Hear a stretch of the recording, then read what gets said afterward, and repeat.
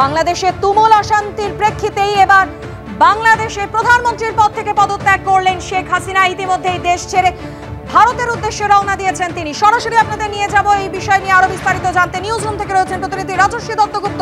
রাজস্বী, সব থেকে বড় খবর, আন্দোলনকারীরা বারবার দাবি জানাচ্ছিলেন প্রধানমন্ত্রী শেখ হাসিনা যাতে পদত্যাগ করেন। তিনি পদত্যাগ করলেন এবং ভারতের উদ্দেশ্যে রওনা দিলেন। কি খবর এই মুহূর্তে তোমার কাছে? দেখো, সংবাদ সংস্থা সূত্রে এবং বাংলাদেশের দৈনিক প্রথম আলো সূত্রে যেটা আমরা জানতে পারছি যে আজকে সোমবার দুপুর 2:30 নাগাদ তাকে শেখ হাসিনা এবং তার বোন রেহানা এদের দুজনকে নিয়ে বাংলাদেশ থেকে একটি হেলিকপ্টার রওনা হয়েছে। দুরকম খবর পাওয়া যাচ্ছে। সংবাদ সংস্থা এপি সূত্রে জানা যাচ্ছে যে তাদেরকে একটা নিরাপদ স্থানে সরিয়ে নিয়ে যাওয়া হয়েছে। সেটা কোথায় অবশ্যই নিরাপত্তার স্বার্থে সেটা বলা হচ্ছে না।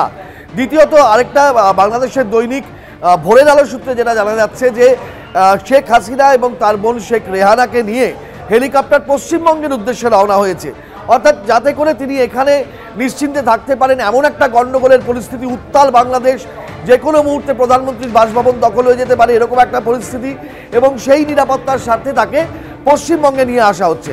কিন্তু যেটা সবথেকে বড় খবর, গত কয়েকদিন ধরে আবারও নতুন করে বাংলাদেশ উত্তাল হয়ে উঠেছিল প্রধানমন্ত্রীর পদত্যাগের দাবিতে।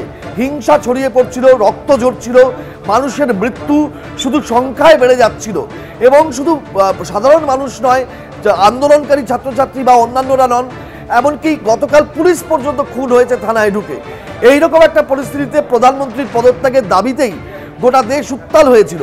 আজকে নিরাপত্তার স্বার্থে বাংলাদেশের এই উত্তাল পরিস্থিতিতে প্রধানমন্ত্রী যখন দেশ ছাড়ছেন কিংবা তার বাসভবন ছেড়ে বেরিয়ে আসছেন, যেটা জানা যাচ্ছে যে তিনি তার আগে পদত্যাগ করেছেন, অর্থাৎ বাংলাদেশের প্রধানমন্ত্রী শেখ হাসিনা পদত্যাগ করেছেন। এটাই এই মুহূর্তের সবথেকে বড় খবর, যেটা আমরা সংবাদ সংস্থা সূত্রে এবং বাংলাদেশের দৈনিক প্রথম আলো সূত্রে জানতে পারছি। শেখ হাসিনা বাংলাদেশের প্রধানমন্ত্রী, তিনি নিরাপত্তার স্বার্থে দেশ ছাড়ার আগে এবং একটা নিরাপদ স্থানে সরে যাওয়ার আগে পদত্যাগ করেছেন। তার আগে একটি বৈঠক করেছেন, তাতে বাংলাদেশের সেনাবাহিনীর প্রধানও ছিলেন বলে জানা যাচ্ছে, অন্যান্য জাতীয় পার্টির লোকজন ছিলেন। কিন্তু তারপরেই তিনি বেরিয়ে যান। দেশবাসীর উদ্দেশ্যে বার্তা রেকর্ড করতে চেয়েছিলেন, কিন্তু সেই সুযোগও তিনি পাননি। এমন একটা পরিস্থিতি তৈরি হয়েছিল নিরাপত্তার স্বার্থে। এইরকম একটা বিষয় জানা যাচ্ছে, অর্থাৎ বাংলাদেশে এখন এমন একটা পরিস্থিতি যে প্রধানমন্ত্রীর পদত্যাগের দাবিতে উত্তাল হয়েছিল বাংলাদেশ। একের পর এক মৃত্যু হয়েছে, রক্ত ঝরেছে, হিংসা ছড়িয়েছে, এবং তারপরে আজকে শেখ হাসিনা তার বাসভবন থেকে বেরিয়ে গিয়েছেন, নিরাপদ স্থানে গেছেন, এবং অন্য আরেকটি সূত্র বলছে পশ্চিমবঙ্গের উদ্দেশ্যে রওনা হয়েছেন। তার আগে তিনি পদত্যাগ করেছেন। বাংলাদেশে এখন সেনাবাহিনী সরকারে ক্ষমতাসীন হবে কিনা বা এই ক্ষমতার দখল নেবে কিনা, সেটা একটা বড় প্রশ্ন। এখন সেটা আর কিছুক্ষণ পরে সেনাবাহিনীর তরফ থেকে বাংলাদেশের মানুষকে অ্যাড্রেস করা হবে, তাদের উদ্দেশ্যে বলা হবে। এমন একটা খবরও আসছে সামনে। সেনাবাহিনীর প্রধান বলবেন যে সেনাবাহিনী টেক ওভার করছে কিনা ক্ষমতা, তারপরে আরও কিছুটা সময় পরে ক্লিয়ার হবে বিষয়টা। এখন সবথেকে বড় বিষয়, বাংলাদেশের আজকের যে পরিস্থিতি, মৃত্যুর মিছিল এবং হিংসার আগুন, রক্ত ঝরা, এগুলো বন্ধ হবে কিনা, সেটাই কিন্তু সবথেকে বড় বিষয়, এবং সেদিকেই সকলে তাকিয়ে রয়েছে। নিঃসন্দেহে সবথেকে বড় বিষয়, তার কারণ পরিস্থিতি কিভাবে বাংলাদেশে কিভাবে শান্তি ফিরবে, এইটা সবথেকে বড় বিষয়। কিন্তু নিঃসন্দেহে বাংলাদেশে এই মুহূর্তে যা পরিস্থিতি, তুমুল অশান্তি। দেশ ছাড়লেন বাংলাদেশের প্রধানমন্ত্রীর পদ থেকে ইস্তফা দিয়ে শেখ হাসিনা। দেশ ছাড়ার পরই প্রধানমন্ত্রীর পদ থেকে ইস্তফা দিয়েছেন শেখ হাসিনা, ভারতের উদ্দেশ্যে রওনা দিয়েছেন তিনি। ফোনে আমরা এই মুহূর্তে যোগাযোগ করতে পেরেছি আন্তর্জাতিক সম্পর্ক বিশেষজ্ঞ ইমন কল্যাণ লাহিড়ীর সঙ্গে। ইমন বাবু, কি বলবেন? যেরকম একটা পরিস্থিতির দিকে যাচ্ছে, এরকম কথাও শোনা যাচ্ছে যে আজই বিকেল 4টে নাগাদ হয়তো বাংলাদেশের একেবারে দখল করে নিতে পারে, ক্ষমতা দখল করতে পারে সেনাবাহিনী। কোন জায়গায় যাচ্ছে বাংলাদেশের পরিস্থিতি?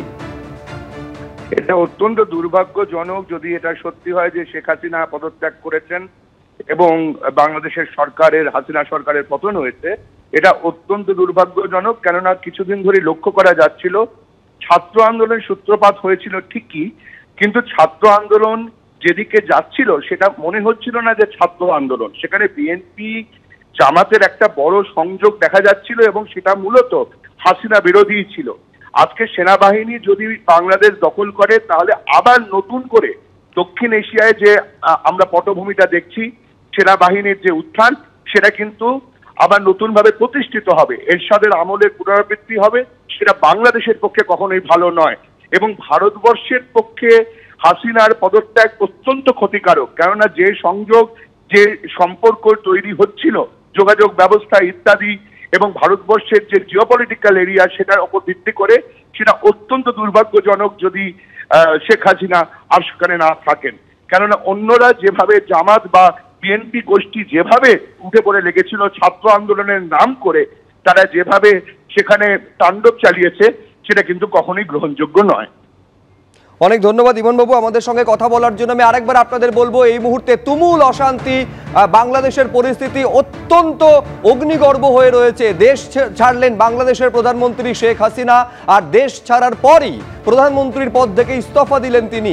ভারতের উদ্দেশ্যে রওনা দিয়েছেন শেখ হাসিনা। বাংলাদেশের দৈনিক প্রথম আলো সূত্রে এই খবর পাওয়া যাচ্ছে।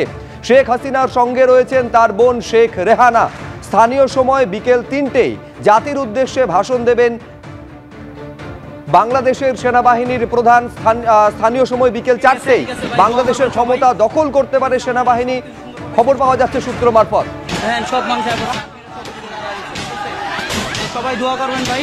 আল্লাহ হাফেজ, ভালো থাকবেন, আসসালামু আলাইকুম। এখন এই যে গণভবনের ভিতরে ঢুকে গেছি, ঠিক আছে, সবকিছু ভাঙ্গা চুরা, এই যে সব মানুষ ঢুকে গেছে, ঠিক আছে ভাই, দোয়া করবেন সবাই। এই যে ছবি আপনারা দেখতে পাচ্ছেন, একেবারে ব্যারিকেড দিয়ে আন্দোলনকারীদের আটকানোর চেষ্টা করা হচ্ছে প্রশাসনের তরফে। এক পরিস্থিতি এমন জায়গায় গিয়েছে যে প্রধানমন্ত্রীর যে বাসভবনটা দখল করতে পারে যে কোনো মুহূর্তে আন্দোলনকারীরা, এইরকম একটা পরিস্থিতি তৈরি হয়েছে। ঠিক আছে ভাই, দোয়া করবেন সবাই। আর এই মুহূর্তে খবর পাওয়া যাচ্ছে প্রধানমন্ত্রীর বাসভবন দখল করে নিল জনতা। আন্দোলন চলছে দীর্ঘদিন ধরে বাংলাদেশে। প্রথমে আপনারা জানেন যে বাংলাদেশে সরকারি চাকরিতে সংরক্ষণের বিরোধিতা করে আন্দোলন, এবং সেই আন্দোলন এই রকম জায়গায় গিয়েছে যে একেবারে প্রধানমন্ত্রীর পদ থেকে ইস্তফা দিয়ে দেশ ছেড়েছেন বাংলাদেশের প্রধানমন্ত্রী শেখ হাসিনা। আমি আবারও কথা বলবো, আন্তর্জাতিক সম্পর্ক বিশেষজ্ঞ ইমন কল্যাণ লাহিড়ী আমাদের সঙ্গে রয়েছেন। ইমনবাবু, আমাদের প্রতিনিধি রাজস্বী দত্তগুপ্ত একটু আপনার সঙ্গে কথা বলতে চান। রাজস্বী। ইমনবাবু, আপনার কাছে আমার প্রশ্ন, যে বাংলাদেশে যে পরিস্থিতি তৈরি হয়েছিল সংরক্ষণের আন্দোলনকে ঘিরে একটা তুমুল উত্তাল পরিস্থিতি তৈরি হয়েছিল, কিন্তু পরবর্তী সময় বাংলাদেশের সর্বোচ্চ আদালত সেই সংরক্ষণকে অনেকটাই কমিয়ে দেন জনগণের দাবি অনুযায়ী, এবং তারপরে অশান্তি থেমে যায়। নতুন করে আবার শেখ হাসিনার পদত্যাগের দাবিতে উত্তাল হয়ে উঠল বাংলাদেশ। আবার সেই মৃত্যু মিছিল শুরু হলো, হিংসার আগুন ছড়িয়ে পড়লো। এইটাকে কেন আবার নতুন করে আন্দোলনটা শুরু হলো এবং সেটাকে আর সামলানো গেল না, এবং আজকে প্রধানমন্ত্রী পদত্যাগ করলেন বলে জানতে পারছি এবং তিনি দেশ ছাড়ছেন, কেন এমন পরিস্থিতি হলো? রাজস্বী, ছাত্র আন্দোলন যেটা হয়েছিল, আমরা সবাই ছাত্র আন্দোলন দীর্ঘদিন ধরে দেখেছি, এবং সেই ছাত্র আন্দোলনের যে বহিঃপ্রকাশ হয়েছিল সেটা পরবর্তীকালে আর ছাত্র আন্দোলন ছিল না। সেখানে খুব বহুমাত্রায় জামাত এবং বিএনপির যে ইনভলভমেন্ট হয়েছিল, বিদেশি শক্তির যে ইনভলভমেন্ট হয়েছিল, সেটা বোঝাই যাচ্ছিল। এবং তাদের স্লোগানের মধ্যে যে ভারত বিরোধী কথা উঠে আসছিল বারবার, শেখ হাসিনার রেল কানেক্টিভিটি বা অন্যান্য পোর্ট কানেক্টিভিটি, মংলা পোর্ট থেকে শুরু করে যে ইনিশিয়েটিভগুলো ভারতবর্ষের সঙ্গে দক্ষিণ এশিয়ায় এস্টাবলিশ করার চেষ্টা করেছিল, তার বিরোধিতা পর্যন্ত করা হয়েছিল। শুধুমাত্র বাংলাদেশে নয়, স্লোগানের মধ্যে দিয়ে আমরা দেখতে পেয়েছি লন্ডনে বসে, বাইরে বসে তারা কিন্তু ভারত বিরোধী স্লোগান দিচ্ছিল। এবং এখানে স্পষ্টত এটা বোঝা যাচ্ছে যে দক্ষিণ এশিয়ায় স্থিতাবস্থা বজায় রাখার ক্ষেত্রে বাইরের শক্তি, সেটা চীন হতে পারে, পাকিস্তান হতে পারে, তাদের বড় রকমের মদত আছে। এবং হাসিনা সরকার এর পতন, এটা কিন্তু ভারতবর্ষের পক্ষে অত্যন্ত ক্ষতিকারক, কারণ আবার এরশাদের মতো যদি মিলিটারি রুল বাংলাদেশে প্রতিষ্ঠিত হয়, সেটা কিন্তু ভারতবর্ষের যে ইস্টার্ন রিজন এবং ওয়েস্টার্ন রিজনের যেমন পাকিস্তান, ইস্টার্ন রিজনও কিন্তু বিপদগ্রস্ত হয়ে পড়বে। সুতরাং জিওপলিটিক্যালি বাংলাদেশের পতন, এটা কিন্তু স্পষ্টতই বোঝা গেছিল যে হাসিনা সরকারকে উৎখাত করার লক্ষ্যে চলছিল। কখনোই এটা ছাত্র আন্দোলন ছিল না। তার কারণ, ছাত্ররা আন্দোলন করতে গিয়ে rail line, metro station, telecommunication ধ্বংস করে না। তাদের আন্দোলন অন্য বহির্মুখে হতে পারে, সেই আন্দোলন সীমিত হয়ে গেছিল।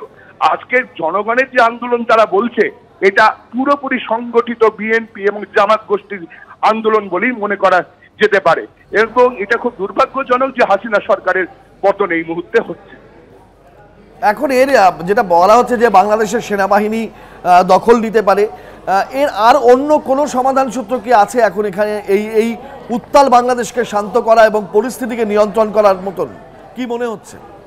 সেটা সার্বভৌম রাষ্ট্র যদি হাসিনা চেয়ারে থেকে পদত্যাগ না করে এক্সাইলে গিয়ে যদি অন্য দেশের কাছে ইভেন ভারতবর্ষের কাছে আবেদন করেন যে ইন্টারভেনশনের জন্য, তাহলে সেই দেশগুলো কালেকটিভ সিকিউরিটির মাধ্যমে ইন্টারভেনশন করতে পারে।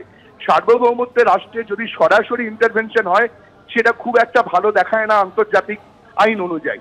আন্তর্জাতিক আইন অনুযায়ী শেখ হাসিনা ইলেক্টেড সরকার হিসেবে তার প্রতিবেশী রাষ্ট্রের সাহায্য নিতেই পারেন, এবং আমার মনে হয় এখানে নেওয়াটা প্রয়োজন। নইলে ভারতবর্ষের পক্ষে পড়শি রাষ্ট্রে একটি মিলিটারি রুল চলবে, এটা কিন্তু ভয়ঙ্কর। এবং মনে রাখতে হবে ৭১ যাতে মিলিটারি রুল না চলে সেই জন্যই কিন্তু আমরা মুজিবকে সেইভাবে সমর্থন দেওয়া হয়েছিল ভারতবর্ষের পক্ষ থেকে। এবং বাংলা ভাষাভাষীদের মানুষদের যেভাবে রাজাকাররা একসময় পাকিস্তানের দালালি করেছিল, সেই দালালিটা যদি ভাঙা যেতে পারে তবেই কিন্তু হাসিনা সরকারের সার্থকতা।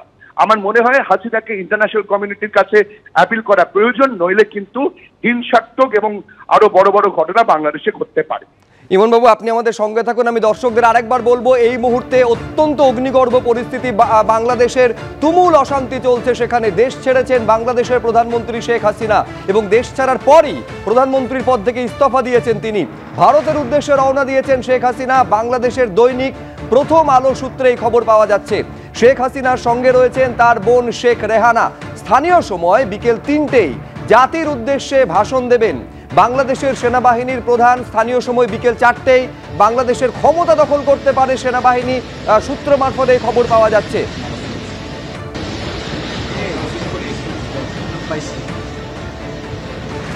দুটো সম্ভাবনার কথা জানা যাচ্ছে। বাংলাদেশ ছেড়েছেন শেখ হাসিনা, এখান থেকে তিনি আগরতলাতেও যেতে পারেন, আবার কলকাতাতেও আসতে পারেন। ত্রিপুরার আগরতলা এবং কলকাতা, এই দুটো জায়গায় শেখ হাসিনা আসতে পারেন, এই সম্ভাবনা কথা শোনা যাচ্ছে।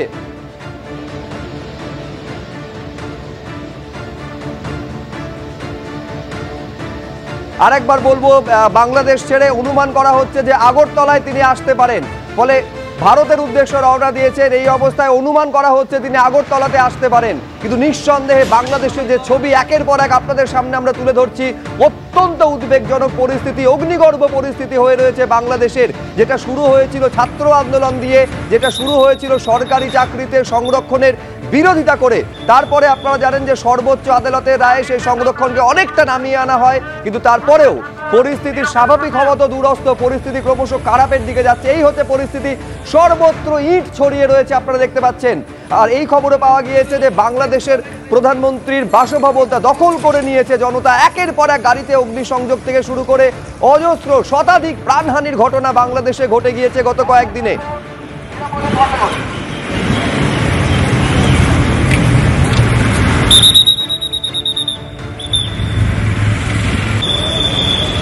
এই মুহূর্তে ছবি দেখতে পাচ্ছেন, কোনো পুলিশের দেখা নেই, একেবারে সেনার দখলে চলে গিয়েছে বাংলাদেশের রাজপথ। বাংলাদেশে সেনার দখলে যাওয়া এখন শুধুমাত্র, পুরোপুরি সেনার দখলে যাওয়া শুধুমাত্র সময়ের অপেক্ষা বলে মনে করা হচ্ছে। সাজোয়া গাড়ি, চারিদিকে ছয়লাভ আপনারা দেখতে পাচ্ছেন, এবং একের পর এক গাড়িতে যেভাবে অগ্নিসংযোগ করা হয়েছে, পুড়ে খাক হয়ে গিয়েছে একের পর এক গাড়ি এবং বাড়ি। তুমুল অশান্তি এই মুহূর্তে বাংলাদেশে, পুরোটা চলে গিয়েছে বাংলাদেশ, গোটা বাংলাদেশ সেনার দখলে চলে গিয়েছে। এই ছবি আপনারা দেখতে পাচ্ছেন, সর্বত্র শুধু ভারী বুটের আওয়াজ শোনা যাচ্ছে। অনির্দিষ্টকালের জন্য কারফিউ চলছে, বাসায় থাকুন, নিরাপদে থাকুন।